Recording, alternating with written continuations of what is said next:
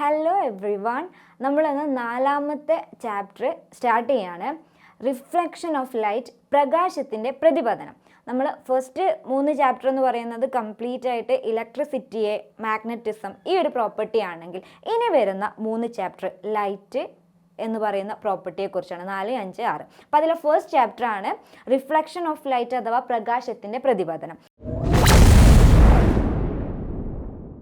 ഇതിൽ നമ്മൾ ഫസ്റ്റ് ആയിട്ട് പഠിക്കുന്നത് എന്താണ് പ്രകാശത്തിൻ്റെ പ്രതിപതനം. വളരെ ഫെമിലിയർ ആയിട്ടുള്ളൊരു ഫിനോമിനയാണ്. എന്താണ് പ്രതിപതനം അഥവാ റിഫ്ലക്ഷൻ എന്ന് പറഞ്ഞു കഴിഞ്ഞാൽ, അതായത് ഒരു ഉപരിതലത്തിൽ, ഒരു സർഫസിൽ ലൈറ്റ് വന്ന് ഹിറ്റ് ചെയ്ത് തട്ടിയിട്ട് അതേ മാധ്യമത്തിലേക്ക് തന്നെ, സെയിം മീഡിയത്തിലേക്ക് തന്നെ വരുന്നതാണ് റിഫ്ലക്ഷൻ എന്ന് പറഞ്ഞാൽ. അപ്പോൾ നിങ്ങൾക്ക് കാണാൻ കഴിയും, ലൈറ്റ് ഒരു സർഫസിൽ തട്ടിയിട്ട് അത് റിഫ്ലക്റ്റ് ചെയ്തു പോകുന്നു, പ്രതിപതനം സംഭവിച്ചു പോകുന്നുണ്ട്. അപ്പോൾ ഇവിടെ ശ്രദ്ധിച്ചു നോക്ക്, എയർ എന്ന് പറയുന്ന ഒരു മീഡിയവും പിന്നെ സർഫസിൻ്റെ ഒരു മീഡിയവും കൊടുത്തിട്ടുണ്ട്. അങ്ങനെയാണെങ്കിൽ ഈ ഒരു സർഫസിൽ തട്ടി തിരിച്ച് എയറിലേക്ക് തന്നെയാണ് ഈ ഒരു റേസ് എൻ്റർ ചെയ്യുന്നത്. അപ്പോൾ അതുകൊണ്ടാണ് നമ്മൾ പറയുന്നത്, ഒരു ഉപരിതലത്തിൽ, ഒരു സർഫസിൽ തട്ടിയിട്ട് ഒരു സെയിം മാധ്യമത്തിലേക്ക്, സെയിം മീഡിയത്തിലേക്ക് തന്നെ പ്രകാശം വരുന്ന ആ ഒരു ഫിനോമിന, ആ ഒരു സവിശേഷതയാണ് നമ്മൾ റിഫ്ലക്ഷൻ എന്ന് വിളിക്കുന്നത്. ഇനി നമുക്ക് പഠിക്കാനുള്ളത് ലോസ് ഓഫ് റിഫ്ലക്ഷൻ ആണ്. എന്തൊക്കെയാണ് ഈ പ്രതിപതനത്തിൻ്റെ നിയമങ്ങൾ? 2 നിയമങ്ങളേ ഉള്ളൂ റിഫ്ലക്ഷന്. ദ ഫസ്റ്റ് വൺ ഈസ്, അത് നമുക്ക് ഈ ഒരു പിക്ചർ തന്നിട്ടുണ്ട്, ആ ഒരു നോക്കുക. അതൊരു സർഫസ് തന്നിട്ടുണ്ട്. ആ സർഫസിൽ ഒരു റേ നമ്മൾ അടിക്കുകയാണ്, ഒരു ടോർച്ച് ലൈറ്റോ എനിത്തിങ് ഉപയോഗിച്ച് നമ്മളൊരു പ്രകാശരശ്മി ആ ഒരു സർഫസിൽ തട്ടിയിട്ട് അത് റിഫ്ലക്റ്റ് ചെയ്ത് മറ്റൊരു ദിശയിലേക്ക് പോകുന്നുണ്ട്. അങ്ങനെയാണെങ്കിൽ ഈ വരുന്ന റേനെയാണ് നമ്മൾ ഇൻസിഡൻറ്റ് റേ എന്ന് വിളിക്കുന്നത്, പതനരശ്മി. നമ്മളൊരു സർഫസിൽ തട്ടുന്ന ആ ഒരു റേ ആണ് പതനരശ്മി. ആ ഒരു പ്രതലത്തിൽ, ആ ഒരു സർഫസിൽ തട്ടിയതിന് ശേഷം പ്രതിപതനം സംഭവിച്ചു പോകുന്ന, റിഫ്ലക്റ്റ് ചെയ്തു പോകുന്ന ആ ഒരു പ്രകാശരശ്മിയാണ് പ്രതിപതന രശ്മി അഥവാ റിഫ്ലക്റ്റഡ് റേ. അപ്പോൾ ഇൻസിഡൻറ്റ് റേയും റിഫ്ലക്റ്റഡ് റേയും 2 റേസ് വരച്ചിട്ടുണ്ട്. ഇനി ഈ ഒരു പ്രതലത്തിന്, ഈ ഒരു സർഫസിന് നമ്മളൊരു പെർപെൻഡിക്കുലർ, ഒരു ലംബം വരയ്ക്കുകയാണെന്ന് കരുതാം. അതിവിടെ മാർക്ക് ചെയ്തിട്ടുണ്ട്. അതിനെ നമ്മൾ നോർമൽ എന്ന് വിളിക്കും, ലംബം അഥവാ നോർമൽ.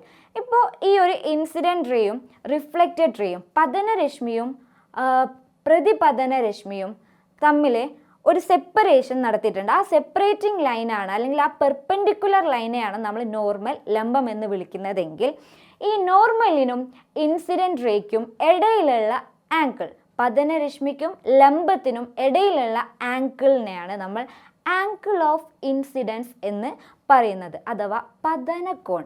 ഇനി ഈ നോർമലിനും റിഫ്ലക്റ്റഡ് റേക്കും ലംബത്തിനും അതുപോലെ തന്നെ പ്രതിപതന രശ്മിക്കും ഇടയിൽ ഒരു ആംഗിൾ കാണാം. ഈ ഒരു ആംഗിളിനെയാണ് നമ്മൾ പ്രതിപതന കോൺ അഥവാ ആംഗിൾ ഓഫ് റിഫ്ലക്ഷൻ എന്ന് പറയുന്നത്. അപ്പോൾ ഇത്രയും കാര്യങ്ങളാണ് ഈ ഒരു ഫിഗറിൽ ശ്രദ്ധിക്കേണ്ടത്. ഇനി നമുക്ക് നിയമങ്ങൾ ഓരോന്നും പറയാം. ഫസ്റ്റ് ലോ എന്ന് പറയുന്നത്, പതനകോണും പ്രതിപതന കോണും തുല്യമായിരിക്കും. ഒരു റിഫ്ലക്ഷൻ, അതായത് ലൈറ്റ് വന്നൊരു സർഫസിൽ വന്നിട്ട് റിഫ്ലക്റ്റ് ചെയ്ത് പോവാന്ന് കരുതാം. അങ്ങനെയാണെങ്കിൽ നമ്മുടെ ആംഗിൾ ഓഫ് ഇൻസിഡൻസും ആംഗിൾ ഓഫ് റിഫ്ലക്ഷനും ഈക്വൽ ആയിരിക്കും. അതായത് I = R ആയിരിക്കും. ഇതാണ് 1ാമത്തെ നിയമം. ഇനി 2ാമത്തെ നിയമം വളരെ സിമ്പിളാണ്. നോക്കിയാൽ തന്നെ കാണാം, നമുക്കറിയാം ഇൻസിഡൻറ്റ് റേയും റിഫ്ലക്റ്റഡ് റേയും നോർമലും ഇതെല്ലാം ഒരൊറ്റ മീഡിയത്തിലല്ലേ കിടക്കുന്നത്. അതല്ലേ റിഫ്ലക്ഷൻ എന്ന് പറഞ്ഞാൽ, സെയിം മീഡിയം ആയിരിക്കും, ഒരേ മാധ്യമത്തിലാണ്. അപ്പം നമുക്ക് പറയാം, incident ray, reflected ray and normal all are in same plane. അതായത് പതനരശ്മിയും പ്രതിപതന രശ്മിയും നമ്മൾ വരയ്ക്കുന്ന ലംബവും എല്ലാം ഒരൊറ്റ തലത്തിലാണ് നിൽക്കുന്നത്. ഇത് രണ്ടുമാണ് ലോസ് ഓഫ് റിഫ്ലക്ഷൻ അഥവാ പ്രതിപതന നിയമങ്ങൾ എന്ന് പറയുന്നത്. റിഫ്ലക്ഷനെ നമുക്ക് 2ആയിട്ട് ക്ലാസിഫൈ ചെയ്യാം, regular reflection and irregular reflection. അതായത് ക്രമ പ്രതിപതനവും വിപരീത പ്രതിപതനവും. ഇനി ശ്രദ്ധിച്ചു നോക്കുക, വളരെ സിമ്പിളായിട്ടുള്ളൊരു കാര്യമാണ്, ഈസി ആയിട്ട് മനസ്സിലാവും. എന്താണ് റെഗുലർ റിഫ്ലക്ഷൻ അഥവാ ക്രമപ്രതിപതനം? ഒരു ലൈറ്റ് വന്ന് ഒരു സ്മൂത്ത് ആയിട്ടുള്ള ഒരു സർഫേസിൽ വന്ന് ഹിറ്റ് ചെയ്യാമെന്ന് കരുതുക. സ്മൂത്ത് ആയിട്ടെന്ന് പറയുമ്പോൾ നമുക്ക് വേണമെങ്കിൽ ഒരു ഗ്ലാസ് അല്ലെങ്കിൽ ഒരു മിറർ അല്ലെങ്കിൽ ഒരു ടൈൽസിൻ്റെ പീസ്, ഇതൊക്കെ വളരെ സ്മൂത്താണ്, അതിൻ്റെ സർഫസ് വളരെ മിനുസമുള്ളതാണ്. അപ്പോൾ ഇത്തരത്തിൽ മിനുസമുള്ള ഒരു പ്രതലത്തിൽ ലൈറ്റ് പ്രകാശം വന്ന് തട്ടുകയാണെങ്കിൽ തീർച്ചയായിട്ടും അതെങ്ങനെയായി പോയിട്ടുണ്ടാവുക, ക്രമമായിട്ട് തന്നെ അത് പ്രതിപതിച്ചിട്ടുണ്ടാകും. റേ ഡയഗ്രാം കൊടുത്തിട്ടുണ്ട്.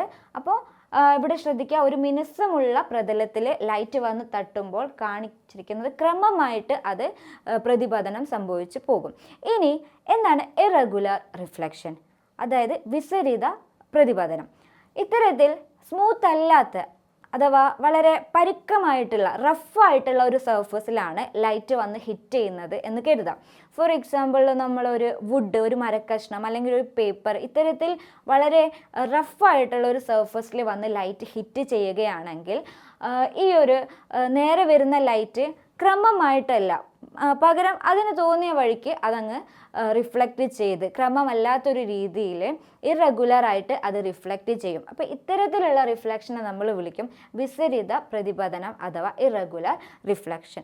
ഇനി റെഗുലർ റിഫ്ലക്ഷൻ, ക്രമപ്രതിപതനത്തിന് ഒരു പ്രത്യേകത എന്ന് പറഞ്ഞു കഴിഞ്ഞാൽ റേ ഓഫ് ലൈറ്റ് ആഫ്റ്റർ റിഫ്ലക്ഷന് ശേഷം, പ്രതിപതനം സംഭവിച്ചതിന് ശേഷം ആ ഒരു റേസ് എങ്ങനെയാണ് പോയിട്ടുണ്ടാവുക, പാരലലായിട്ട്, അതായത് സമാന്തരമായിട്ട് ആണ് പ്രതിപതനം സംഭവിച്ചതിന് ശേഷം ആ ഒരു ലൈറ്റ് റേസ് കടന്നു പോയിട്ടുണ്ടാവുക.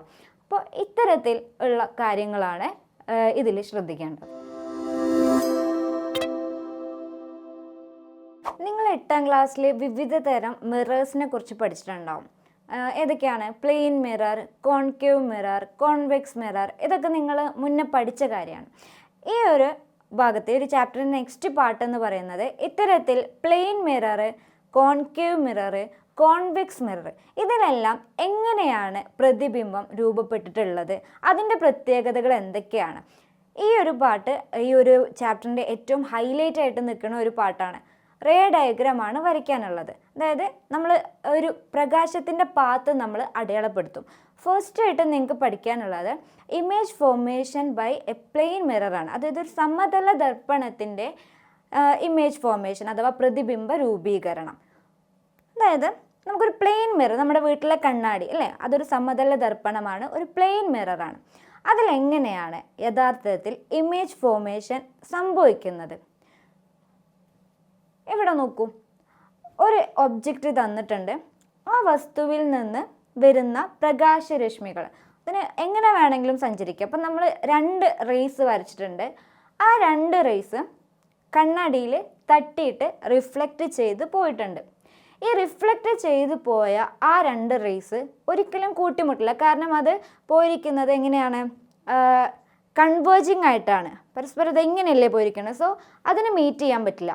പക്ഷേ ഈ 2 വരകൾ കൂട്ടിമുട്ടാനുള്ളൊരു സാധ്യത എന്ന് പറയുന്നത് കണ്ണാടിക്കകത്താണ്. അതാണ് ഡോട്ടഡ് ലൈനായിട്ട് നമ്മൾ റെപ്രസെൻ്റ് ചെയ്തത്. അപ്പോൾ ഈ ഡോട്ടഡ് ലൈന് കൂട്ടിമുട്ടുന്ന സ്ഥലത്താണ് യഥാർത്ഥത്തിൽ പ്രതിബിംബ രൂപീകരണം അഥവാ ഇമേജ് ഫോർമേഷൻ സംഭവിക്കുന്നത്.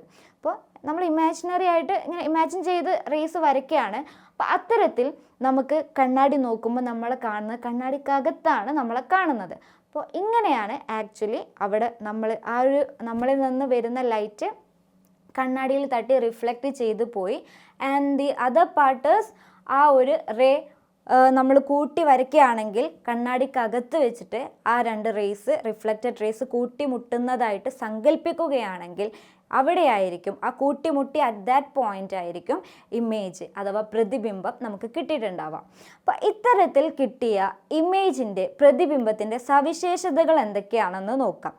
ഫസ്റ്റ് ഓഫ് ഓൾ നമുക്ക് കണ്ണാടി നോക്കുമ്പോൾ തന്നെ അറിയാം നമ്മുടെ വലുപ്പം തന്നെയായിരിക്കും കണ്ണാടിക്കകത്ത് രൂപപ്പെട്ട നമ്മുടെ ഇമേജിൻ്റെ പ്രതിബിംബത്തിൻ്റെ വലുപ്പം എന്ന് പറയുന്നത്. അതായത് സൈസ് ഓഫ് ദ ഒബ്ജക്റ്റ്, നമുക്ക് ഒബ്ജക്റ്റ് എന്ന് വിളിക്കാം, is equal to the size of the image. അതാണ് ഫസ്റ്റ് പോയിന്റ് എന്ന് പറയുന്നത്. ഇനി കണ്ണാടിക്ക് മുന്നിൽ നമ്മൾ വെക്കുന്ന സമയത്ത് കണ്ണാടിയും നിൽക്കുന്ന വസ്തുവും തമ്മിലൊരു ദൂരം ഉണ്ടായിരിക്കും അല്ലേ. അതായത് distance between the object and mirror അതെന്തിനു തുല്യമായിരിക്കും? കണ്ണാടിക്കകത്ത് രൂപപ്പെട്ട ഒരു ഇമേജ് അതിനകത്ത് ഉണ്ടല്ലോ, ഒരു പ്രതിബിംബമുണ്ട്. സോ കണ്ണാടിയിൽ നിന്ന് പ്രതിബിംബത്തിലേക്കുള്ള ദൂരവും ഈ കണ്ണാടിയിൽ നിന്ന് വസ്തുവിലേക്കുള്ള ദൂരവും എന്തായിരിക്കും? ഈക്വൽ ആയിരിക്കും, തുല്യമായിരിക്കും. ഇവിടെ കിട്ടിയ ഇമേജ് റിയൽ ആണോ വിർച്വൽ ആണോ എന്നറിയണം. അതായത് യാഥാർത്ഥ്യമാണോ മിഥ്യയാണോ? തീർച്ചയായിട്ടും ഇവിടെ നമുക്ക് കിട്ടിയ ഇമേജ് എന്ന് പറയുന്നത് റിയൽ അല്ല, അതൊരു വിർച്വൽ മിഥ്യയായിട്ടുള്ള ഇമേജാണ്. ഇത്തരത്തിൽ കുറച്ചുകൂടി ഡീറ്റെയിൽ ആയിട്ട് എന്താണ് ഈ റിയൽ, എന്താണ് ഈ വിർച്വൽ എന്നുള്ളത് കോൺകേവ് മിറേഴ്സിൻ്റെ റിഫ്ലക്ഷൻ പഠിക്കുമ്പോൾ നിങ്ങൾക്ക് വളരെ ക്ലിയർ ആയിട്ട് മനസ്സിലാവും. അപ്പോൾ തൽക്കാലം മനസ്സിലാക്കി വെക്കുക, പ്ലെയിൻ മിറേഴ്സിൽ നമുക്ക് കിട്ടുന്നത് വിർച്വൽ ആയിട്ടുള്ള മിഥ്യയായിട്ടുള്ള ഇമേജാണ്. Now we are discussing about multiple reflection, ആവർത്തന പ്രതിപതനം. എന്താണ് മൾട്ടിപ്പിൾ റിഫ്ലക്ഷൻ? ഇപ്പം നിങ്ങൾ ഡ്രസ്സിങ് റൂമിലൊക്കെ പോകുമ്പോൾ നമ്മൾ ഡ്രസ്സൊക്കെ എടുക്കാൻ പോകാമെന്ന് കരുതുക. അപ്പോൾ നമ്മൾ ഡ്രസ് ചേഞ്ചിങ് റൂമിൽ പോയി കഴിഞ്ഞാൽ ഒരുപാട് നിങ്ങളെ കാണാൻ പറ്റും. അതായത് 2 കണ്ണാടികൾ അപ്പുറം ഇപ്പുറം വെച്ചിട്ടുണ്ടാവും. അതിൽ നിങ്ങളെ മൾട്ടിപ്പിളായിട്ട് അല്ലേ, ഒരാളെ നിൽക്കണുള്ളൂ, പക്ഷേ 1 2 3 4 എന്ന് പറഞ്ഞാൽ ഇങ്ങനെ എണ്ണിയാൽ തീരാത്ത അത്രയും നിരയിൽ നമ്മൾ നിൽക്കുന്നതായിട്ട് നമുക്ക് തോന്നും. What is the reason behind this? ഈ ഒരു പ്രോസസ്സിനെയാണ് നമ്മൾ ആവർത്തന പ്രതിപതനം അഥവാ മൾട്ടിപ്പിൾ റിഫ്ലക്ഷൻ എന്ന് പറയുന്നത്. വളരെ സിമ്പിളാണ്. അതായത് 2 കണ്ണാടികൾ തമ്മിൽ ഒരു പെർട്ടിക്കുലർ ആംഗിളിൽ നമ്മൾ വെക്കാമെന്ന് കരുതാം. ഇത്തരത്തിൽ 2 കണ്ണാടികൾ നമ്മൾ ഇപ്പോൾ നമുക്ക് 90 ഡിഗ്രി വെക്കാം, 180 ഡിഗ്രി വെക്കാം, അങ്ങനെ നമുക്ക് ഇഷ്ടമുള്ള ആംഗിളിൽ അറേഞ്ച് ചെയ്യുന്നതിനനുസരിച്ച് അതിൽ രൂപപ്പെടുന്ന പ്രതിബിംബങ്ങളുടെ ഇമേജസിൻ്റെ എണ്ണവും കൂടും. ഫോർ എക്സാമ്പിൾ, ഇവിടെ ഒരു എക്സാമ്പിൾ കൊടുത്തിട്ടുണ്ട്. ഒരു 90 ഡിഗ്രിയിൽ നമ്മൾ ഒരു കണ്ണാടി 2 കണ്ണാടികൾ തമ്മിൽ ആംഗിൾ 90 ആക്കിയിട്ട് അഡ്ജസ്റ്റ് ചെയ്ത് വെച്ചിട്ടുണ്ട്. അങ്ങനെയാണെങ്കിൽ ഇവിടെ നമുക്ക് കാണാൻ കഴിയും ആ ഒബ്ജക്റ്റിൻ്റെ, ആ ഒരു വസ്തുവിൻ്റെ 3 പ്രതിബിംബം, 3 ഇമേജ് നമുക്ക് കിട്ടിയിട്ടുണ്ട്. അപ്പോൾ ഇനി വീണ്ടും നമ്മൾ ഈ ഒരു ആംഗിൾ നമ്മൾ അഡ്ജസ്റ്റ് ചെയ്യുന്നതനുസരിച്ച് ഇതിൻ്റെ എണ്ണം കൂടുകയും കുറയുകയും ഒക്കെ ചെയ്യും. അപ്പോൾ ഇത് കാൽക്കുലേറ്റ് ചെയ്യാൻ വേണ്ടി എത്രത്തോളം എണ്ണം ഇമേജസ് അവിടെ ഉണ്ടായിട്ടുണ്ട്, നമ്പർ ഓഫ് ഇമേജസ് ഫോംഡ് കാണാനായിട്ട് ഒരു ഇക്വേഷൻ ഉണ്ട്. പ്രതിബിംബങ്ങളുടെ എണ്ണം ഈക്വൽ ടു 360/θ -1, 360/θ -1. എന്താണ് ഈ തീറ്റ എന്ന് പറയുന്നത്? Theta is the angular measurement. അതായത് നമ്മൾ അഡ്ജസ്റ്റ് ചെയ്യില്ലേ 90 ഡിഗ്രി 30 ഡിഗ്രി ഇങ്ങനെ അഡ്ജസ്റ്റ് ചെയ്യുന്ന ഒരു ആംഗിളാണ് തീറ്റ എന്ന് പറയുന്നത്. ഫോർ എക്സാമ്പിൾ, ഇപ്പോൾ നമ്മൾ 90 ഡിഗ്രിയിലാണ് വെച്ചപ്പോൾ നമുക്ക് 3 ഇമേജാണ് കിട്ടിയത്. അങ്ങനെയാണെങ്കിൽ ഇക്വേഷൻ പ്രകാരം നമ്പർ ഓഫ് ഇമേജസ്, പ്രതിബിംബങ്ങളുടെ എണ്ണം n ഈക്വൽ ടു 360/θ. തീറ്റയ്ക്ക് പകരം നമുക്ക് 90 എന്ന് കൊടുക്കാം, -1. അപ്പോൾ ഇത് ചെയ്ത് കഴിഞ്ഞാൽ നമുക്ക് കിട്ടുന്ന ആൻസർ എത്രയാണ്? 3 ആണ്. അപ്പോൾ അതുകൊണ്ടാണ് അവിടെ 3 ഇമേജസ് ഫോം ചെയ്തത്. ഇനി 180 ഡിഗ്രി ആണെങ്കിലോ, തീറ്റ 180 ആണെങ്കിൽ 360/180 -1, അതായത് ഒരൊറ്റ ഇമേജേ കിട്ടുള്ളൂ. ഇപ്പോൾ നമ്മുടെ പ്ലെയിൻ മിറർ അല്ലേ, കണ്ണാടി ഇങ്ങനെ നമ്മൾ പ്ലെയിൻ ആയിട്ട് ഒരു 180 ഡിഗ്രി 2 കണ്ണാടികൾ നേരെ വെച്ച് കഴിഞ്ഞാൽ നമുക്ക് ഒരൊറ്റ റിഫ്ലക്ഷൻ മാത്രമേ നമുക്ക് കിട്ടുള്ളൂ, അല്ലെങ്കിൽ ഒറ്റ ഇമേജ് മാത്രമേ നമുക്കവിടെ കിട്ടുന്നുള്ളൂ.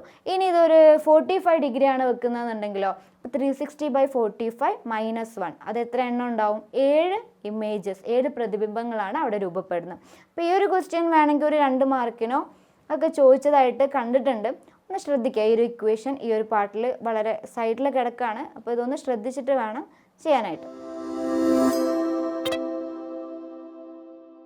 Let's discuss about image formation in A concave mirror. ഒരു കോൺകേവ് ദർപ്പണത്തിലെ പ്രതിബിംബ രൂപീകരണം എങ്ങനെയാണെന്ന് നോക്കാം.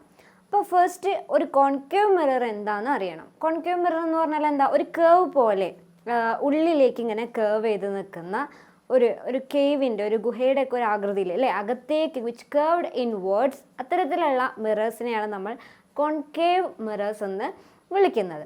ഇനി ഈ കോൺകേവ് മിറേഴ്സിൻ്റെ പാർട്സ് ആണ് പറയുന്നത്. ഇവിടെ ഒരു കോൺകേവ് മിറർ കൊടുത്തിട്ടുണ്ട്.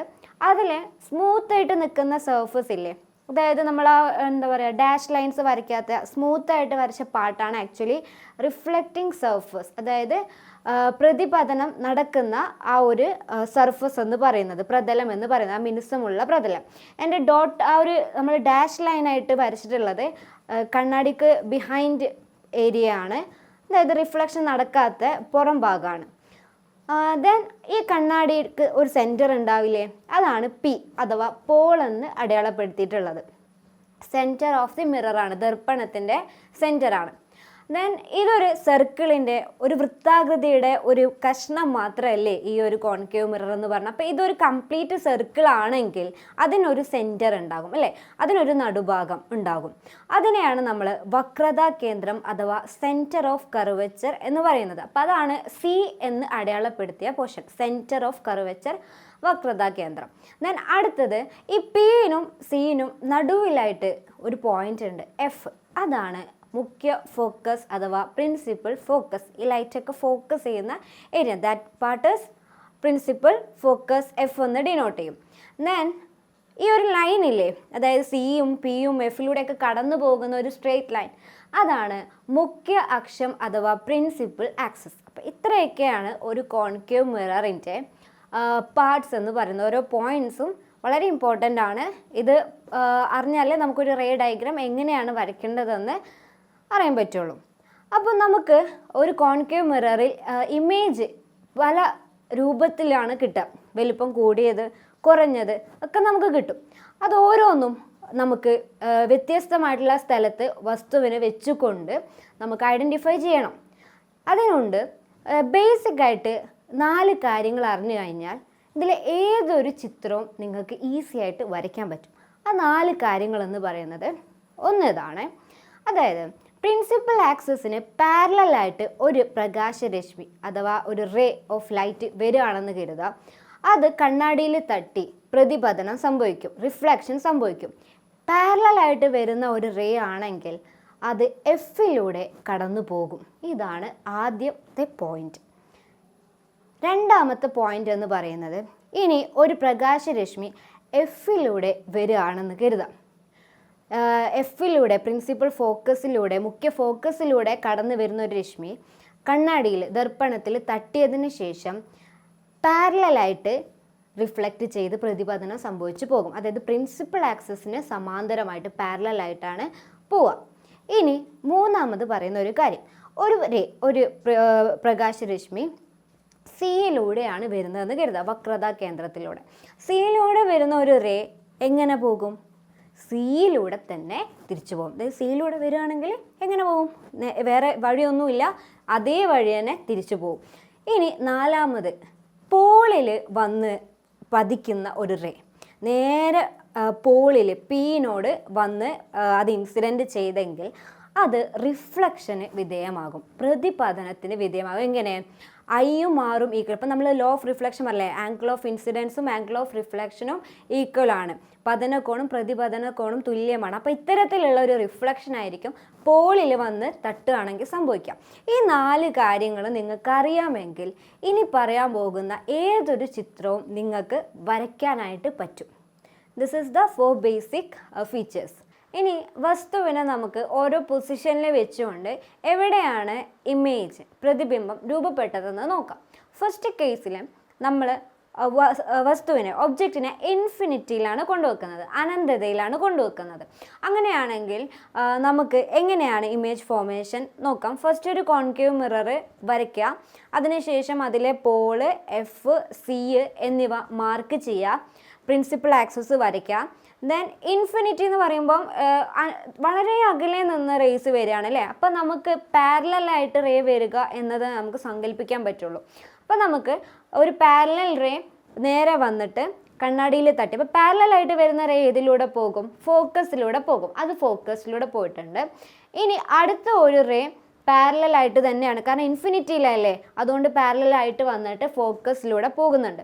അപ്പോൾ എവിടെയാണ് ഈ 2 വരകൾ കൂട്ടിമുട്ടിയത്, അവിടെയായിരിക്കും നമുക്ക് ഇമേജ്, പ്രതിബിംബം കിട്ടിയിട്ടുണ്ടാവാം. അപ്പോൾ എന്തിനാ ഈ 2 റേസ് വരയ്ക്കുന്നതെന്ന് ചോദിച്ചു കഴിഞ്ഞാൽ, മിനിമം 2 പ്രകാശരശ്മികളെങ്കിലും വരച്ചിട്ട് കണ്ണാടിയിൽ തട്ടിയിട്ട് റിഫ്ലക്റ്റ് ചെയ്യില്ലേ, പ്രതിപതനം സംഭവിക്കുമ്പോൾ ഇതെവിടെയാണോ ഈ വരകൾ ആദ്യം കൂട്ടിമുട്ടുന്നത് അവിടെയായിരിക്കും നമുക്ക് ഇമേജ് കിട്ടിയിട്ടുണ്ടാവുക. അപ്പോൾ ഇമേജ് എവിടെയാണ്? പ്രതിബിംബം കിട്ടിയത്, പ്രതിബിംബത്തിൻ്റെ സ്ഥാനം എന്ന് പറയുന്നത് ഫോക്കസിലാണ്. ഇനി അതിൻ്റെ സവിശേഷതകൾ എന്തൊക്കെയാണെന്ന് നോക്കാം. ഇതെന്ന് പറയുന്ന ഒരു പോയിന്റ് ആയിട്ടേ കാണുന്നുള്ളൂ അല്ലേ, വലിപ്പമൊന്നുമില്ല. അപ്പോൾ വളരെ ചെറുതാണ്, ഹൈലി ഡിമിനിഷ്ഡ് ആണ്. ഇനി ഇതിൽ കിട്ടിയിരിക്കുന്ന ഇമേജ് എന്ന് പറയുന്നത് റിയൽ ഇമേജ് ആയിരിക്കും, യഥാർത്ഥമായിരിക്കും. അപ്പോൾ നമുക്ക് എന്താണ് റിയൽ, വിർച്വൽ എന്നതിനെ പറ്റി ഒരു ഐഡിയ പറഞ്ഞുതരാം. ഇപ്പോൾ ഈ 2 റേസ് കണ്ണാടിയിൽ റിഫ്ലക്റ്റ് ചെയ്തതിന് ശേഷം കൂട്ടിമുട്ടിയില്ലേ, ഇങ്ങനെ ഇത്തരത്തിൽ കണ്ണാടി തട്ടിയതിന് ശേഷം കൂട്ടിമുട്ടിയെങ്കിൽ അത്തരത്തിലുള്ള ഇമേജാണ് റിയൽ ഇമേജ് എന്ന് പറയുന്നത്. കുറച്ച് കഴിയുമ്പോൾ നിങ്ങൾക്ക് വിർച്വൽ ഇമേജ് കിട്ടും. അപ്പോൾ ഇത് തമ്മിലുള്ള വ്യത്യാസം നിങ്ങൾക്ക് മനസ്സിലാവും. അപ്പോൾ തൽക്കാലം മനസ്സിലാക്കേണ്ടത് കണ്ണാടിയിൽ തട്ടിയിട്ട് കൂട്ടിമുട്ടുക, റിഫ്ലക്റ്റ് ചെയ്തതിന് ശേഷം ഈ റേസ് കൂട്ടിമുട്ടിയിട്ടുണ്ടെങ്കിൽ ദാറ്റ് ഈസ് റിയൽ, യഥാർത്ഥമാണ്. അടുത്തത് ഇത് എന്ന് പറയുന്നത് ഇൻവേർട്ടഡ് ആയിരിക്കും, തല തിരിഞ്ഞ ഒരു ഇമേജ് ആയിരിക്കും നമുക്ക് കിട്ടുക. അപ്പോൾ ഇതാണ് ഇതിൻ്റെ പ്രോപ്പർട്ടീസ് എന്ന് പറയുന്നത്. നെക്സ്റ്റ് ഒരു കേസ് നമ്മൾ എടുക്കുകയാണ്. അതായത് വസ്തു നമ്മൾ ബിയോണ്ട് സിക്ക് അപ്പുറത്ത് വെക്കുകയാണ്. അങ്ങനെയാണെങ്കിൽ എവിടെയായിരിക്കും image, position of the image, പ്രതിബിംബത്തിൻ്റെ സ്ഥാനം എവിടെയായിരിക്കും? അപ്പോൾ ഫസ്റ്റ് നമ്മൾ സിക്ക് അപ്പുറത്ത് വസ്തുവിനെ വെച്ചിട്ടുണ്ട്. അപ്പം നമുക്ക് ഒരു ടോർച്ച് അവിടെ നിന്ന് അടിക്കുകയാണെങ്കിൽ ഒരു റേ പാരലായിട്ട് പോകാമെന്ന് വിചാരിക്കാം, വസ്തുവിൽ തട്ടിട്ട്. അങ്ങനെയാണെങ്കിൽ പാരലായിട്ട് പോകുന്ന റേ, നമ്മൾ നേരത്തെ 4 കാര്യങ്ങൾ പഠിച്ചു, അതിനനുസരിച്ച് പാരലായിട്ട് പോകുന്ന റേ, സമാന്തരമായിട്ട് പോകുന്ന റേ ഫോക്കസിലൂടെ പോകും. ഫോക്കസിലൂടെ പോയി അപ്പോൾ 2 റേസ് വരയ്ക്കണ്ടേ, കൂട്ടിമുട്ടിയത് എവിടെയാണെന്ന് അറിയണമെങ്കിൽ അടുത്ത ഒരു റേ നമ്മൾ വരയ്ക്കുന്നത് സിയിലൂടെ പോകുന്നതാണ്, അതായത് വക്രതാ കേന്ദ്രത്തിലൂടെ പോകുന്നതാണ്. അപ്പോൾ സിയിലൂടെ പോകുന്ന ഒരു റേ ഏതിലൂടെ കടന്നു പോകും? സിയിലൂടെ തന്നെ കടന്നു പോകും. അപ്പോൾ ഈ 2 റേസ് കണ്ണാടി തട്ടി റിഫ്ലക്റ്റ് ചെയ്തതിന് ശേഷം, പ്രതിപതനം സംഭവിച്ചതിന് ശേഷം എവിടെയാണ് കൂട്ടിമുട്ടിയത്? സിയിനും എഫിനും ഇടയിലാണ്. അപ്പം ഇമേജിൻ്റെ സ്ഥാനം, പൊസിഷൻ ഓഫ് ഇമേജ് എന്ന് പറയുന്നത് എന്തായിരിക്കും? ബിറ്റ്വീൻ സി ആൻഡ് എഫ്, സിയിനും എഫിനും ഇടയിലായിരിക്കും. ഇനി അടുത്തത് ഇതിൻ്റെ പ്രത്യേകതകൾ എന്തൊക്കെയാണെന്ന് നോക്കാം. എന്താണ് ഇതിൻ്റെ പ്രത്യേകതകൾ? ഇത് നമ്മൾ ആരോ മാർക്ക്, ഫസ്റ്റ് ഇട്ട ആരോ മാർക്കാണ് വസ്തുവിൻ്റെ ഉയരം സൂചിപ്പിക്കുന്നതാണ്. ആ ആരോ മാർക്കും നമുക്ക് കിട്ടിയ ഇമേജിൻ്റെ ആ സൈഡിലുള്ള ആരോ മാർക്കും ഒന്ന് ശ്രദ്ധിക്കുക. ഒരു പൊസിഷനിൽ സൈസിൽ വ്യത്യാസമില്ലേ? അതായത് മറ്റേത് കുറച്ച് വലുതാണ്, ഒബ്ജക്റ്റ് എന്ന് പറയുന്നത് വലുതാണ്, നമുക്ക് കിട്ടിയ ഇമേജിൻ്റെ സ്ഥാനത്തുള്ളത് ചെറുതാണ്. ദാറ്റ് മീൻസ് ഈ കിട്ടിയ ഇമേജ് എന്ന് പറയുന്നത് ചെറുതാണ്. ക്ലിയർ ആയല്ലോ? അപ്പോൾ ഇതെന്ന് പറയുന്നത് സ്മോൾ ആണ്, സ്മോൾ സൈസാണ്. ഇനി ഇതിൻ്റെ പ്രത്യേകതകൾ, ഈ 2 റേസ് കൂട്ടിമുട്ടിയിട്ടുണ്ടല്ലോ കണ്ണാടിയിൽ തട്ടിയതിന് ശേഷം, അതുകൊണ്ട് ഇത് റിയൽ ആണ്, യഥാർത്ഥമാണ്. പിന്നെ ആരോ മാർക്ക് നോക്കിയേ, ഒന്ന് മുകളിലും ഒന്ന് താഴെ, അതായത് തല തിരിഞ്ഞാണ് നിൽക്കുന്നത് അല്ലേ, ഇമേജിൻ്റെ സ്ഥലത്തുള്ള ആരോ. സോ നമുക്ക് കിട്ടിയ ഇമേജ്, പ്രതിബിംബം തല തിരിഞ്ഞതാണ്, അഥവാ ഇൻവേർട്ടഡ് ആണ്. ഇതാണ് ഇതിൻ്റെ പ്രോപ്പർട്ടീസ് എന്ന് പറയുന്നത്. അപ്പോൾ ഒരു ചിത്രം കിട്ടുമ്പോൾ ആദ്യം നിങ്ങൾ ചെയ്യേണ്ട, ഒരു കണ്ണാടി, ഒരു കോൺകേവ് മിറർ വരയ്ക്കുക, പോൾ വരയ്ക്കുക, ഫോക്കസ് വരയ്ക്കുക, സി എന്നിവ അടയാളപ്പെടുത്തിയിട്ട് പ്രിൻസിപ്പൽ ആക്സിസ് വരയ്ക്കുക. അതിനുശേഷം ഇത്തരത്തിൽ നമ്മൾ ആദ്യം ഡീറ്റെയിൽ ചെയ്ത 4 കാര്യങ്ങൾ വെച്ച് പാരലായിട്ട് വരുന്ന ഏതിലൂടെ പോകും, ഫോക്കസിലൂടെ വരുന്നത് എങ്ങനെ പോകും എന്നത് ഒരു മിനിമം ഒരു ഐഡിയ വെച്ചിട്ട് ഇത് റേസ് വരച്ചു കഴിഞ്ഞാൽ കൃത്യമായിട്ട് അത് ഇന്ന സ്ഥലത്ത് കൂട്ടിമുട്ടുന്നിടത്ത് ഇമേജ് അഥവാ പ്രതിബിംബം രൂപപ്പെടും. എന്നിട്ട് അതിൻ്റെ സവിശേഷതകൾ എഴുതാം. മൂന്നാമത്തെ ഒരു കേസിൽ നമ്മൾ ഒബ്ജക്റ്റിനെ കുറച്ചുകൂടെ മിററിന് ക്ലോസ്ഡായിട്ട് കൊണ്ടുവരികയാണ്. അപ്പം നമുക്ക് സിയിൽ വെച്ച് നോക്കാം. അപ്പോൾ എങ്ങനെയൊക്കെയാണ് ഇമേജ് വരിക നോക്കാം. അപ്പോൾ ഒബ്ജക്റ്റ് ഇപ്പോൾ നിൽക്കുന്നത് സി എന്ന് പറയുന്ന പൊസിഷനിലാണ്, അത് വക്രതാ കേന്ദ്രം അഥവാ സെൻറ്റർ ഓഫ് കർവച്ചറിലാണ്. അങ്ങനെയാണെങ്കിൽ 2 റേസ് അവിടുന്ന് ആ ഒരു വസ്തുവിൽ തട്ടി പോകുന്നത് മീറ്റ് ചെയ്യുന്ന പോയിന്റ് കണ്ടുപിടിക്കണം. അപ്പോൾ ആദ്യം നമുക്കൊരു പാരലൽ റേ കൺസിഡർ ചെയ്യാം. അതായത് ആ ഒബ്ജക്റ്റിൽ തട്ടിയിട്ട് പ്രിൻസിപ്പൽ ആക്സിസിന് സമാന്തരമായിട്ട് പാരലായിട്ട് പോകുന്ന ഒരു റേ ഏതിലൂടെ കടന്നു പോകും? പാരലായിട്ട് വരുന്ന റേ ആണെങ്കിൽ അത് ഫോക്കസിലൂടെ കടന്നു പോകും. അതങ്ങനെ വരച്ചിട്ടുണ്ട്. രണ്ടാമത്തെ ഒരു റേ നമുക്ക് വരയ്ക്കണം അല്ലേ. അപ്പോൾ നേരത്തെ നമ്മൾ എടുത്തത് സിയിലൂടെ പോകുന്നു, പക്ഷേ ഇത് ഓൾറെഡി സിയിൽ നിൽക്കുന്ന ഒരു ഒബ്ജക്റ്റ് ആയതുകൊണ്ട് തന്നെ അത് വരയ്ക്കാൻ പറ്റില്ല. അപ്പോൾ നമുക്ക് എന്ത് ചെയ്യാം, എഫിലൂടെ, അതായത് ഫോക്കസിലൂടെ പോകുന്ന ഒരു റേനെ നമുക്ക് കൺസിഡർ ചെയ്യാം. അപ്പോൾ എഫിലൂടെ പോകുന്ന റേ ആണെങ്കിൽ കണ്ണാടിയിൽ തട്ടിയതിന് ശേഷം അത് പാരലായിട്ട് പോകും. ശ്രദ്ധിക്കേണ്ട കാര്യം, പാരലായിട്ട് വരുന്ന റേ ആണെങ്കിൽ എഫിലൂടെ പോകും എന്ന് പറഞ്ഞതുപോലെ തന്നെ എഫിലൂടെ വരുന്ന ഒരു റേ ആണെങ്കിൽ അത് നേരെ തിരിച്ച് എങ്ങനെയാണ് പോവുക? പാരലായിട്ടാണ് പോവുക. പ്രിൻസിപ്പൽ ആക്സിസിന് പാരലൽ, സമാന്തരമായിട്ട് പോകും. ഇനി ഇതെവിടെയാണ് മീറ്റ് ചെയ്തത്, കൂടിച്ചേർന്നത്? അവിടെയായിരിക്കും ഇമേജ് കിട്ടുക. എവിടെയാണ് കൂടിച്ചേർന്നത്? സിയിൽ തന്നെയാണ്. ഇത് സി എന്ന് പറഞ്ഞാൽ അതേ പൊസിഷനിൽ തന്നെയാണ് നമുക്ക് എന്ത് കിട്ടിയത്? ഇമേജ്, പ്രതിബിംബം ലഭിച്ചിട്ടുള്ളത്. ഇനി ഇതിൻ്റെ സവിശേഷതകൾ എന്തൊക്കെയാണെന്ന് നോക്കാം. ആരോ മാർക്കാണ് നമ്മുടെ ഒബ്ജക്റ്റ് എന്ന് പറയുന്നത്. അപ്പോൾ അതിൻ്റെ സൈസ് എത്ര തന്നെയാണോ അതിൻ്റെ സെയിം സൈസ് തന്നെയാണ് നമുക്ക് ഇമേജിന് കിട്ടിയിട്ടുള്ളത്. അതായത് ഒബ്ജക്റ്റിൻ്റെ സൈസും ഇമേജിൻ്റെ സൈസും തുല്യമാണ്. വസ്തുവിൻ്റെ വലുപ്പവും കിട്ടിയ പ്രതിബിംബത്തിൻ്റെ വലുപ്പവും തുല്യമാണ്. അടുത്തതായിട്ട് നമുക്ക് അത് ഇൻവേർട്ടഡ് ആണ് എന്ന് പറയാൻ പറ്റും. തല കുത്തനെയാണല്ലോ, ആരോ മാർക്ക് തിരിഞ്ഞാണ്. അപ്പോൾ സോ അതെന്താണ്, തല കീഴായിട്ടാണ്, ഇൻവേർട്ടഡ് ആണ്. അടുത്തത് റിയൽ ആണോ വിർച്വൽ ആണോ? തീർച്ചയായിട്ടും ഇതിൽ റിഫ്ലക്റ്റ് ചെയ്ത റേ, അതായത് പ്രതിപതനം സംഭവിച്ച ആ രണ്ട് പ്രകാശരശ്മികൾ തമ്മിൽ കൂടിച്ചേർന്നിട്ടുണ്ട്, മീറ്റ് ചെയ്തിട്ടുണ്ട്. അതുകൊണ്ട് തന്നെ നമുക്ക് കിട്ടിയ ഇമേജ്, പ്രതിബിംബം എന്താണ്, റിയൽ ആണ്, യഥാർത്ഥമാണ്. അടുത്തൊരു കേസിൽ നമ്മൾ ആ ഒരു ഒബ്ജക്റ്റിനെ കുറച്ചുകൂടെ മുന്നോട്ട് കൊണ്ടുവരികയാണ്. അതായത് ഇപ്പോൾ വസ്തു നിൽക്കുന്നത് സീനും എഫിനും നടുവിലാണ്. അപ്പോൾ സീനും എഫിനും നടുവിൽ വെച്ച് കഴിഞ്ഞാൽ ഏത് രൂപത്തിലാണ് ഇമേജ് കിട്ടാൻ നോക്കാം. ഫസ്റ്റ് ഒബ്ജക്റ്റ് വെച്ചിട്ടുണ്ട്. അപ്പോൾ അതിൽ നിന്ന് വരുന്ന ലൈറ്റ്, പാരലലായിട്ട് വരുന്ന ലൈറ്റ് എങ്ങനെ പോകും, ഫോക്കസിലൂടെ എഫിലൂടെ കടന്നു പോകും. അടുത്തതായിട്ട് നമുക്ക് എഫിലൂടെ വരയ്ക്കുന്ന ഒരു റേ വരയ്ക്കാം. എഫിലൂടെ വരുന്ന ഒരു റേ മിററിൽ തട്ടിയതിന് ശേഷം എങ്ങനെയാണ് പോവുക, പാരലലായിട്ട്, സമാന്തരമായിട്ടാണ് പോവുക.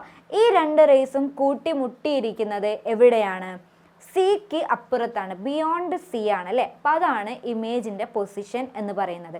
ഇനി ഒന്ന് സൂക്ഷിച്ച് നോക്കിക്കഴിഞ്ഞാൽ നമുക്ക് മനസ്സിലാവും, നമ്മൾ വെച്ച ഒബ്ജക്റ്റിൻ്റെ സൈസും ഈ ഒരു ഇമേജിൻ്റെ സൈസ് തമ്മിൽ വളരെ വ്യത്യാസമുണ്ട്. അത് ഒബ്ജക്റ്റ് വളരെ ചെറുതാണ്, ആരോ മാർക്ക് നോക്കിയാൽ വളരെ ചെറുതാണ്. പക്ഷേ ഇമേജിൽ രൂപപ്പെട്ടിരിക്കുന്ന ആരോ മാർക്ക് നോക്കിയേ, അതായത് ഇമേജ് എന്ന് പറയുന്നത് എന്താണ്, കമ്പയർ ടു ഒബ്ജക്റ്റ് വളരെ വലുതാണ്. So it is big, size വളരെ വലുതാണ്. ഇനി അടുത്തതായിട്ട് ഇത് തലതിരിഞ്ഞാണ്, ഇൻവേർട്ടഡ് ആണ്. പിന്നെ റിഫ്ലക്റ്റ് ചെയ്ത് വന്നിരിക്കുന്ന രണ്ട് റേസും കൂട്ടിമുട്ടിയത് കൊണ്ട് തന്നെ ഇതെന്താണ്, റിയൽ ആണ്, അതുപോലെ തന്നെ ഇൻവേർട്ടഡ് ആണ്. ഈ പോയിന്റും കൂടെ ഓർത്തു വെക്കാം. അടുത്ത കേസ് എന്ന് പറയുന്നത് കുറച്ചുകൂടെ മുന്നോട്ട് പോയിട്ട് നമ്മൾ ഫോക്കസിലാണ് ഇപ്പോൾ നമ്മുടെ വസ്തു ഇരിക്കുന്നത്. ഫോക്കസിൽ വെച്ച് കഴിഞ്ഞാൽ എന്താണ് സംഭവിക്കുക എന്ന് നോക്കാം. അപ്പോൾ ആദ്യം തന്നെ ആ വസ്തുവിൽ തട്ടിയിട്ട് പാരലലായിട്ട്, സമാന്തരമായിട്ട് വരുന്ന ഒരു പ്രകാശരശ്മി ഉണ്ടെങ്കിൽ അത് ഏതിലൂടെ ആയിരിക്കും പോവുക, ഫോക്കസിലൂടെ കടന്നു പോകും. ഫോക്കസിൽ വെച്ചതുകൊണ്ട് തന്നെ പിന്നെ ഫോക്കസിലൂടെ വരയ്ക്കുന്ന ഒരു റേ ബുദ്ധിമുട്ടാണ്. അതുകൊണ്ട് നമുക്ക് ഇനി അടുത്ത ഓപ്ഷൻ എന്ന് പറയുന്നത് പോളിൽ വന്ന് പതിക്കുന്ന റേ ആണ്. അപ്പോൾ പോളിൽ വന്ന് പതിക്കുന്ന റേ എന്ന് പറഞ്ഞാൽ കണ്ണാടിയിൽ നേരിട്ട് തട്ടുന്ന റേ ആണ്. അതെന്തായിരിക്കും ചെയ്തിട്ടുണ്ടാവുക, റിഫ്ലക്റ്റ് ചെയ്തിട്ടാണ് ഉണ്ടാവുക. നമ്മൾ നേരത്തെ റിഫ്ലക്ഷനൊക്കെ പറഞ്ഞതാണ്, ആംഗിൾ ഓഫ് ഇൻസിഡൻസും ആംഗിൾ ഓഫ് റിഫ്ലക്ഷനും ഈക്വൽ ആകുന്ന റിഫ്ലക്ഷൻ. അപ്പോൾ ഇത്തരത്തിൽ പോളിൽ വന്ന് പതിക്കുന്നത് ഈക്വൽ ആംഗിൾ ഉണ്ടാക്കി, അതായത് ഒരേ കോണളവിൽ തന്നെ അത് പ്രതിപതനം സംഭവിച്ചു പോകും.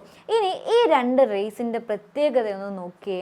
ഈ രണ്ട് റേ പാരലലാണ്, അതായത് വന്ന രണ്ട് റേസ് എന്ത് ചെയ്യുന്നില്ല, കൂട്ടിമുട്ടുന്നില്ല. അതിങ്ങനെ ഇൻഫിനിറ്റിയിലേക്ക്, അനന്തതയിലേക്ക് പോയിക്കൊണ്ടിരിക്കുകയാണ്. അപ്പം നമുക്ക് പറയാം ഇമേജ് എവിടെയാണ് കിട്ടിയിട്ടുണ്ടാവുക, അറ്റ് ഇൻഫിനിറ്റി, അനന്തതയിലാണ് കിട്ടിയിട്ടുണ്ടാവുക. പക്ഷേ ഇവിടുത്തെ പ്രത്യേകത ഈ രണ്ട് വരകൾ കൂട്ടിമുട്ടുന്നില്ല. അതുകൊണ്ട് ഇവിടെ എന്തില്ല, ദർ ഈസ് നോ ഇമേജ്, ഇവിടെ പ്രതിബിംബം ഇല്ല. പ്രതിബിംബം ഇല്ലാത്തതിന് കാരണം എന്താണ്, പ്രതിബിംബം ഉണ്ടാവണമെങ്കിൽ ഈ അതായത് കണ്ണാടിയിൽ തട്ടി റിഫ്ലക്റ്റ് ചെയ്ത് വന്ന രണ്ട് റേസും കൂട്ടിമുട്ടിയെങ്കിൽ മാത്രമേ പ്രതിബിംബം ഉണ്ടാവുന്നുള്ളൂ. ഇവിടെ അത്തരത്തിൽ കൂട്ടിമുട്ടലുകളില്ല. അതുകൊണ്ട് തന്നെ ഇവിടെ ദർ ഈസ് നോ ഇമേജ്, പ്രതിബിംബം രൂപപ്പെടുന്നില്ല. അടുത്തൊരു കേസിൽ ഫോക്കസും കടന്ന് നമ്മുടെ ഒബ്ജക്റ്റ് വെക്കുകയാണ്. ഇതൊരു സ്പെഷ്യൽ കേസാണ് ആക്ച്വലി. എന്തുകൊണ്ടാണ് ഇങ്ങനെ പറയുന്നതെന്ന് നിങ്ങൾക്കിപ്പോൾ ക്ലിയർ ആവും. അതായത് നമ്മളിപ്പോൾ പോളിനും ഫോക്കസിനും ഇടയിലാണ് ഒബ്ജക്റ്റ് വെച്ചിട്ടുള്ളത്. അതുകൊണ്ട് തന്നെ ഒരു റേ പ്രിൻസിപ്പൽ ആക്സിസിന്, മുഖ്യ അക്ഷത്തിന് സമാന്തരമായിട്ട് വരുന്ന റേ ഏതിലൂടെ കടന്നു പോകും, ഫോക്കസിലൂടെ കടന്നു പോകും. ഇനി അടുത്തൊരു റേ നമുക്ക് വരയ്ക്കണം അല്ലേ. അപ്പം നമുക്ക് ഏറ്റവും സിമ്പിളായിട്ട് സിയിലൂടെ വരുന്ന റേ വരയ്ക്കാനാണ്. കാരണം സിയിലൂടെ വരുന്നത് സിയിലൂടെ തന്നെ കടന്നു പോകും. അപ്പം നമ്മൾ അടുത്തൊരു റേ കൺസിഡർ ചെയ്യുന്നത് ഈ വസ്തുവിൽ സിയിലൂടെ പോകുന്ന ഒരു റേ കൺസിഡർ ചെയ്യുകയാണ്. അപ്പോൾ സെൻറ്റർ ഓഫ് കർവേച്ചറിലൂടെ പോകുന്ന ഒരു റേ വരച്ചിട്ടുണ്ട്. പക്ഷേ ഈ രണ്ട് റേസും ഈ ഒരു അവസാന ഭാഗം വെച്ചിട്ട്, അതായത് കണ്ണാടിയുടെ പുറം ഭാഗത്ത് റിഫ്ലക്റ്റ് ചെയ്ത് നിൽക്കുന്ന ആ ഒരു സ്ഥലത്ത് വെച്ച് ഇത് മീറ്റ് ചെയ്യുന്നില്ല. പക്ഷേ ഇത് പാരലലും അല്ല, മീറ്റ് ചെയ്യാൻ ഒരു ചാൻസ് ഉണ്ട്. ഈ രണ്ട് വരകൾ കൂട്ടിമുട്ടാനുള്ള അടുത്ത ചാൻസ് എന്ന് പറയുന്നത് കണ്ണാടിക്ക് പുറകിലാണ് അല്ലേ, അതായത് ബിഹൈൻഡ് ദ മിറർ. അപ്പം നമുക്കൊരു ഡോട്ടഡ് ലൈൻ റെപ്രസെൻ്റ് ചെയ്തിട്ടുണ്ട്. ഇത്തരത്തിൽ ഇവിടെയാണ് കൂട്ടിമുട്ടലുകൾ സംഭവിക്കുന്നത്. അതുകൊണ്ട് തന്നെ ഇവിടെ ഇമേജ് ഫോർമേഷൻ സംഭവിച്ചിട്ടുണ്ട്, പ്രതിബിംബം രൂപപ്പെട്ടിട്ടുണ്ട്. എവിടെയാണ് രൂപപ്പെട്ടത്? ബിഹൈൻഡ് ദ മിറർ, ദർപ്പണത്തിന് പിറകിലാണ്. ഇനി ഇതിൻ്റെ സവിശേഷതകളൊന്ന് നോക്കിയേ. ഇവിടെ യഥാർത്ഥത്തിൽ ഈ പറഞ്ഞ റിഫ്ലക്റ്റ് ചെയ്ത പ്രതിപതനം സംഭവിച്ച രശ്മികൾ തമ്മിലാണോ കൂട്ടിമുട്ടിയത്? അല്ല, അത് ആ വഴിക്ക് പോയി. പക്ഷെ നമ്മൾ ഇമാജിനറി ആയിട്ട് നമ്മൾ ലൈൻസ് വരച്ചിട്ട് ഇവിടെയാണ് കൂട്ടിമുട്ടിയത് എന്ന് അസ്യൂം ചെയ്യുകയാണ് ചെയ്തത്. അതുകൊണ്ട് തന്നെയാണ് ഇതിനെ നമ്മൾ വിർച്വൽ ഇമേജ് എന്ന് വിളിക്കുന്നത്. അത് മിഥ്യയാണ്. ഇതുപോലെ ഒരു ഇമേജ് തന്നെയായിരുന്നു നമുക്ക് പ്ലെയിൻ മിററിൻ്റെ സമതല ദർപ്പണത്തിൻ്റെ കേസിലും കിട്ടിയത്. അതുകൊണ്ടാണ് അവിടെ നമ്മൾ പറഞ്ഞത് നമുക്ക് കിട്ടിയ ഇമേജ് പ്രതിബിംബം എന്താണ്? വിർച്വലാണ് അഥവാ മിഥ്യയാണ്. ഇപ്പോൾ ആ കാര്യം ക്ലിയർ ആയല്ലോ.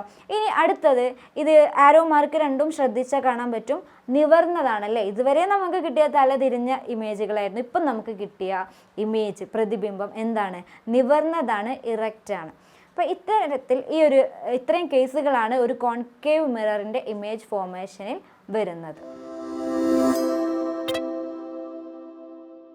അപ്പം നമ്മൾ പ്ലെയിൻ മിറേഴ്സിനെ പറ്റി പറഞ്ഞു, കോൺകേവ് മിറേഴ്സിനെ പറ്റി പറഞ്ഞു, ഇതിലെല്ലാം വരുന്ന ഇമേജ് ഫോർമേഷൻ പറഞ്ഞു. അടുത്തതായിട്ട് നമ്മൾ പറയുന്നത് കോൺവെക്സ് മിറേഴ്സിൻ്റെ ഇമേജ് ഫോർമേഷനാണ്. അതായത് ഒരു കോൺവെക്സ് ദർപ്പണത്തിൽ എങ്ങനെയാണ് പ്രതിബിംബ രൂപീകരണം സംഭവിക്കുന്നത്? ഫസ്റ്റ് നിങ്ങളൊരു കോൺവെക്സ് ദർപ്പണം എന്താണെന്നറിയണം. കോൺവെക്സ് മിറർ എന്ന് പറഞ്ഞാൽ എന്താണ്? വിച്ച് കർവ്ഡ് ഔട്ട്വേർഡ്, പുറത്തേക്ക് തള്ളി നിൽക്കുന്ന അത്തരത്തിലുള്ള മിറേഴ്സിനെയാണ്, ദർപ്പണങ്ങളെയാണ് നമ്മൾ കോൺവെക്സ് മിറേഴ്സ് എന്ന് വിളിക്കുന്നത്. അതുകൊണ്ട് തന്നെ ഇതിൻ്റെ പ്രിൻസിപ്പൽ ഫോക്കസ് എവിടെയായിരിക്കും? ചിത്രത്തിൽ നോക്കിയേ, പോള് അടയാളപ്പെടുത്തിയിട്ടുണ്ട്. പോളെന്ന് പറഞ്ഞാൽ നമ്മുടെ കണ്ണാടിയുടെ സെൻറ്ററാണ് പോള്. അവിടുന്ന് തന്നെ സെൻറ്റർ ഓഫ് കർവേച്ചർ, വക്രതാ കേന്ദ്രം എന്ന് പറയുന്നത് അകത്താണ്. അതായത് ഇതൊരു സർക്കിളായിട്ട് കൺസിഡർ ചെയ്യുകയാണെങ്കിൽ അതിൻ്റെ സെൻറ്ററാണ് ആക്ച്വലി ഈ ഒരു സെൻറ്റർ ഓഫ് കർവേച്ചർ എന്ന് പറയുന്നത്. അപ്പോൾ അതെവിടെയായിരിക്കും? കണ്ണാടിക്ക് ബിഹൈൻഡ് ദ മിറർ, അവിടെ ആയിരിക്കും. ബിഹൈൻഡ് ദ മിററാണ് നമ്മൾ ഒബ്സർവ് ചെയ്യുന്നത്. സോ സി അടയാളപ്പെടുത്തിയിട്ടുണ്ട്. ഇതിന് രണ്ടിനും നടുവിലായിട്ടാണ് എഫ്, ഫോക്കസ് അടയാളപ്പെടുത്തേണ്ടത്. അപ്പോൾ ഇങ്ങനെയാണ് ഒരു കോൺവെക്സ് ദർപ്പണത്തിൻ്റെ ഫോക്കസ്, പ്രിൻസിപ്പിൾ, ആക്സിസ്, അതുപോലെ തന്നെ അതിൻ്റെ സെൻറ്റർ ഓഫ് കർവേച്ചർ, പോള് എന്നിവ അടയാളപ്പെടുത്തിയിട്ടുള്ളത്. ഇനി ഇതിലെ ഇമേജ് ഫോർമേഷൻ എങ്ങനെയാണെന്ന് നോക്കാം. ഇതിൽ എവിടെയൊക്കെ ഇമേജ് വെച്ച് കഴിഞ്ഞാലും ഒരൊറ്റ റിസൾട്ടാണ് കിട്ടുക. അതുകൊണ്ട് ഒരൊറ്റ ചിത്രം പഠിച്ചാൽ മതി. അപ്പോൾ ഫസ്റ്റ് ഒരു എക്സാമ്പിളായിട്ട് നമ്മളൊരു ഒബ്ജക്റ്റ് വെച്ചിട്ടുണ്ട്, അതിൽ തട്ടിയിട്ട് റേസ് പാരലലായിട്ട് പോകുന്നുണ്ട്. അപ്പോൾ പാരലലായിട്ട് പോകുന്ന റേസ് നമ്മൾ പറഞ്ഞിട്ടുണ്ടായിരുന്നു ഫോക്കസിലൂടെ കടന്നു പോകും. പക്ഷേ ഇവിടെ ഫോക്കസ് എന്ന് പറയുന്നത് ബിഹൈൻഡ് ദ മിറർ ആണ് അല്ലേ, കണ്ണടയ്ക്ക് പിറകിലാണ്. അപ്പോൾ ഫോക്കസിലൂടെ കടന്നു പോകാനായിട്ട് ഇത് സ്വീകരിക്കുന്ന മാർഗം ഇങ്ങനെയാണ്, അത് ഡൈവേർജ് ചെയ്ത് പോകും. പക്ഷേ അത് നമ്മൾ ആ വര കൂട്ടിമുട്ടിക്കഴിഞ്ഞാൽ, ഇങ്ങനെ ഡോട്ടഡ് ലൈൻ വരച്ചു കഴിഞ്ഞാൽ അത് കൃത്യമായിട്ട് ഫോക്കസിൽ തന്നെ ആയിരിക്കും. അതായത് ഫോക്കസിൽ നിന്ന് പോകുന്നത് പോലെ നമുക്ക് തോന്നുന്ന ഒരു റേ ആയിരിക്കും പാരലലായിട്ട് വരുന്ന ഒരു റേ കണ്ണാടിയിൽ തട്ടിയതിന് ശേഷം റിഫ്ലക്റ്റ് ചെയ്ത് പോകുന്ന രീതി. ക്ലിയർ ആണല്ലോ. ഇനി അടുത്ത ഒരു റേ നമുക്ക് സിയിലൂടെ, അതായത് ഒരു റേ വരച്ചിട്ടുണ്ട്, ആ റേ നോക്കിയേ, ഡോട്ടഡ് ലൈൻ എടുത്ത് നമ്മൾ കൂട്ടി വരച്ചു കഴിഞ്ഞാൽ അത് മീറ്റ് ചെയ്യുന്നത് സിയിലാണ്, സെൻറ്റർ ഓഫ് കർവേച്ചറിലാണ്. സിയിലൂടെ വരുന്ന റേ ഏതിലൂടെ പോകുമെന്നാണ് നമ്മൾ പഠിച്ചത്? സിയിലൂടെ വരുന്നത് സിയിലൂടെ തന്നെ പോകും. ഇനി ഈ റിഫ്ലക്റ്റ് ചെയ്തു പോയ രണ്ട് റേസ്, അതായത് പ്രതിപതനം സംഭവിച്ച രണ്ട് രശ്മികൾ തമ്മിൽ ഒരിക്കലും കൂട്ടിമുട്ടില്ല.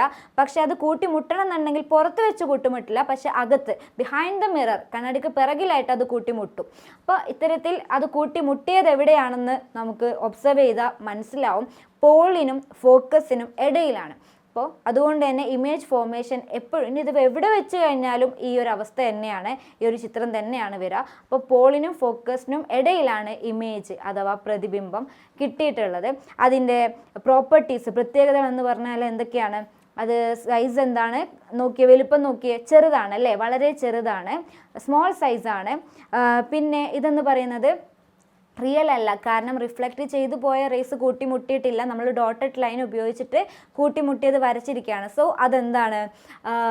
വിർച്വലാണ്, മിഥ്യയാണ്. പിന്നെ നേരെ നിവർന്നതാണ്, കണ്ടാൽ തന്നെ അറിയാം, നമ്മൾ വെച്ച ആ ഒരു ഒബ്ജക്റ്റിനോട് നേരെ തലകുത്തനെയൊന്നുമല്ല, നിവർന്നതാണ്, ഇറക്റ്റാണ്. അപ്പോൾ ഇത്രയാണ് കോൺവെക്സ് മിറേഴ്സിൻ്റെ ഇമേജ് ഫോർമേഷൻ എന്ന് പറയുന്നത്. നമുക്ക് പ്ലെയിൻ മിറേഴ്സിൻ്റെയും കോൺകേവ് മിറേഴ്സിൻ്റെയും കോൺവെക്സ് മിറേഴ്സിൻ്റെ ഒക്കെ ആപ്ലിക്കേഷനും കൂടെ ഒന്ന് നോക്കിയാലോ. അതായത് പ്ലെയിൻ മിറേഴ്സ് എന്തിനു വേണ്ടിയിട്ട് നമ്മൾ യൂസ് ചെയ്യുന്നത്? മെയിൻലി ഒബ്സർവിങ് ദ ഫേസ്, നമ്മുടെ മുഖമൊക്കെ നോക്കാൻ വേണ്ടിയിട്ട് നമ്മൾ പ്ലെയിൻ മിറേഴ്സാണ് യൂസ് ചെയ്യുന്നത്. പക്ഷേ കോൺകേവും കോൺവെക്സും ഉപയോഗിക്കണില്ല. കാരണം എന്താ? ചെറിയൊരു പ്രശ്നമുണ്ട്. കാരണം കോൺകേവ് മിറേഴ്സ് എന്ന് പറഞ്ഞു കഴിഞ്ഞാൽ നമ്മുടെ ബാർബർ ഷോപ്പിലൊക്കെ പോയി കഴിഞ്ഞാൽ നിങ്ങൾക്ക് കുറച്ചും കൂടെ വലിയ ഒരു നിങ്ങളെയാണ് കാണാൻ പറ്റുക. ഷേവിങ് മിറേഴ്സൊക്കെ ആയിട്ട് യൂസ് ചെയ്യുന്നത്, കാരണം കുറച്ചും കൂടെ വലിയ എൻലാർജ്ഡ് സൈസായിരിക്കും. അപ്പോൾ ഇത്തരത്തിൽ ഷേവിങ് മിറേഴ്സായിട്ട് ഉപയോഗിക്കുന്നത് കോൺകേവ് മിറേഴ്സാണ്. ഇനി അതുപോലെ തന്നെ വണ്ടിയുടെ ഹെഡ്ലൈറ്റിലൊക്കെ കോൺകേവ് മിറേഴ്സ് യൂസ് ചെയ്യുന്നുണ്ട്, ടോർച്ചിൽ യൂസ് ചെയ്യുന്നുണ്ട്. പിന്നെ ENT ഡോക്ടേഴ്സ്, അതായത് കണ്ണ് ഡോക്ടർക്ക് അടുത്ത് പോകുമ്പോൾ അവർ പ്രത്യേക തരം കണ്ണട ആണ് വെക്കുന്നത്. That is concave mirror actually.